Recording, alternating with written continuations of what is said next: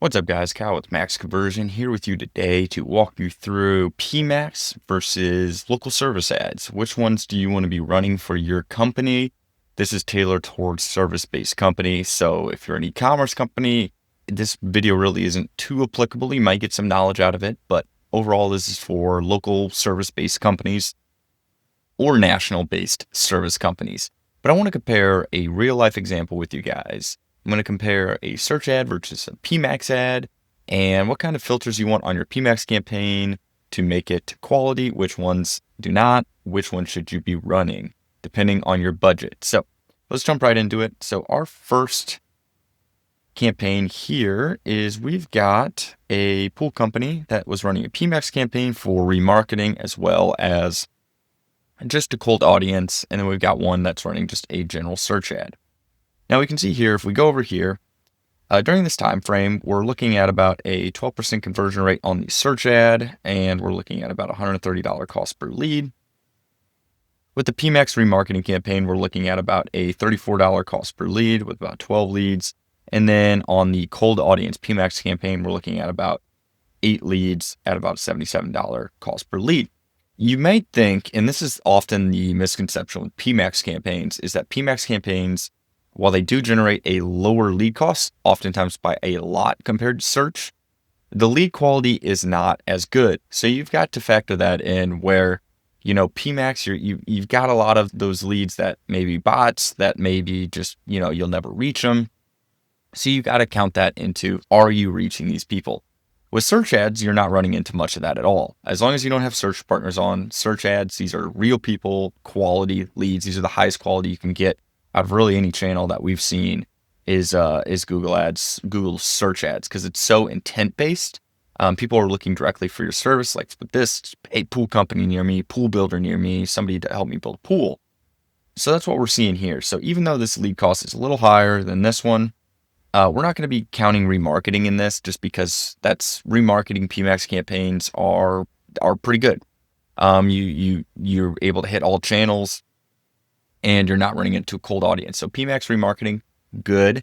Search versus cold audience though. So in this case, we might as well just pay the $130 per lead, even though we have some filters with this PMAX campaign. And the reason why this lead cost isn't lower is because we've added filters and bot filters to prevent them, but still they will slip through. Now, the big thing with PMAX campaigns is when you guys run them, it's important that you have a specific type of conversion action that can actually result in a sale at the end of the day or you being contacted. So we recommend for PMAX campaigns, we can see here that in our conversions, I believe we have one form submission, but overall our conversions are on this one. Since remarketing, we do run form submissions. This one shouldn't be here, but it's mainly these three. But this, you can see here that most of the calls actually come through the ad. So we get 7 out of 8 conversions are going to be calls. So this increases the likelihood that we'll be able to connect with the user. We want to try and push them away from forms. So have a different landing page for your PMAX campaigns that takes off those form submissions, that just has that phone call.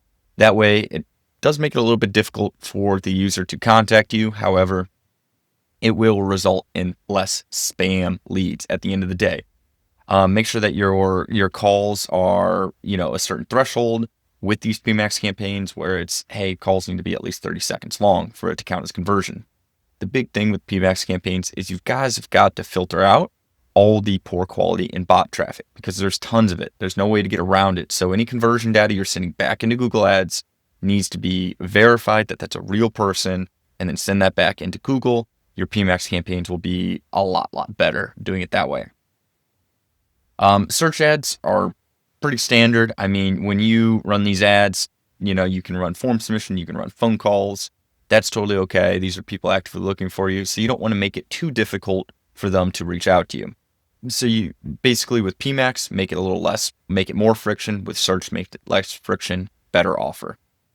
Now with PMAX campaigns, it's very important that you guys are trying to run it actually just on search when it is just a cold audience. Now with remarketing, it's good to hit all channels. It's good to hit YouTube. It's good to hit Gmail. It's good to hit display. With PMAX cold audience, we recommend running it over to just as much as you can, run it to the search channel.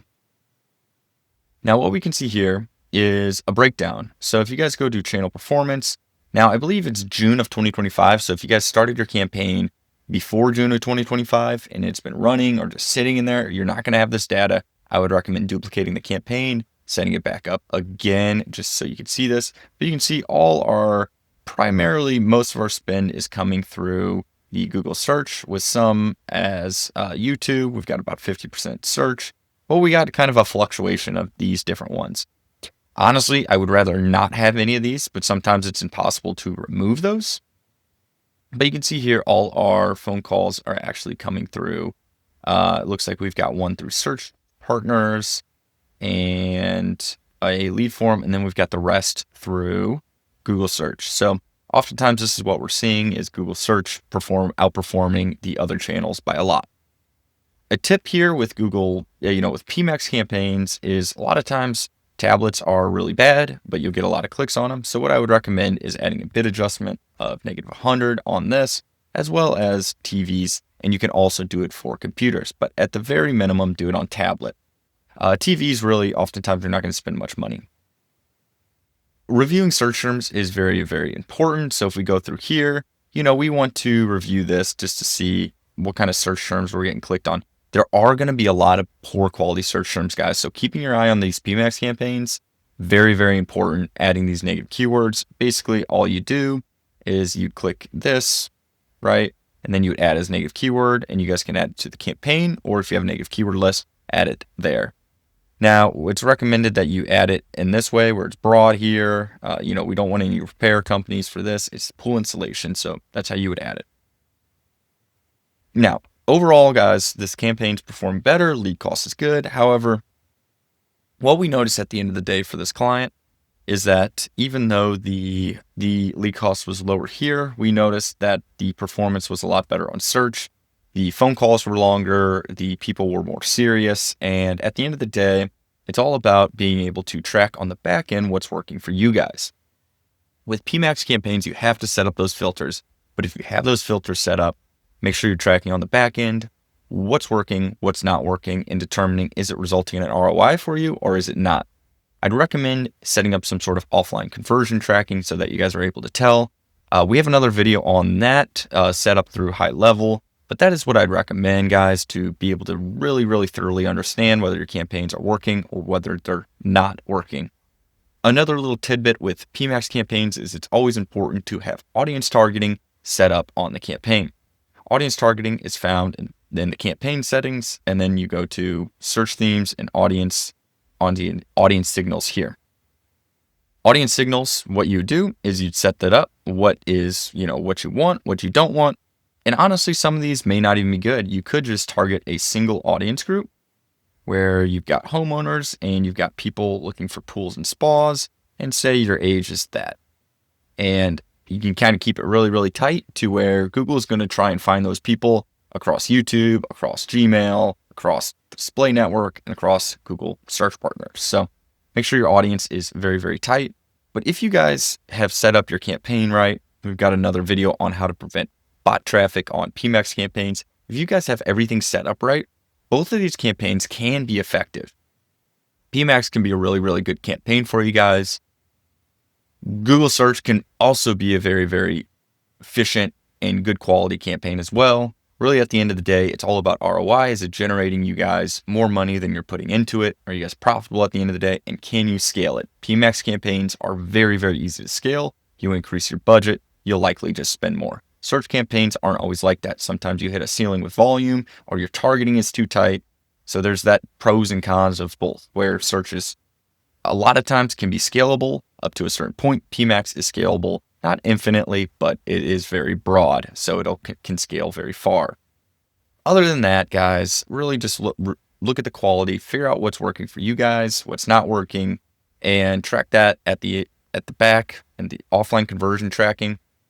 And you guys should be able to determine whether PMAX is working for you better than search or vice versa. Now, there's no one size fits all. If I was a new company starting Google Ads and I was trying to get the most bang for my buck, I would be setting up search campaigns first with an exact match, very, very tight knit, maybe a few keywords that are going to generate that result. PMAX campaigns are for when your campaign has already been working and you guys are just looking for something additional. You guys aren't getting the volume that you need, or you're just looking for something different that's going to work a little bit better than search, potentially, or you're just looking for something different to make something work in general because search isn't working. And so there's a few cases, but again, if you're starting out, I'd recommend search and then jumping into PMAX remarketing first, and then the cold audience. So that's kind of how we would set everything up. Granted, it does vary by industry, so keep that in mind. If you guys have certain questions about PMAX campaigns versus search campaigns, let me know down below in the comments. As always, if you got use out of this video, make sure you leave a like down below, hit the subscribe button, and stay tuned for more helpful Google Ads content.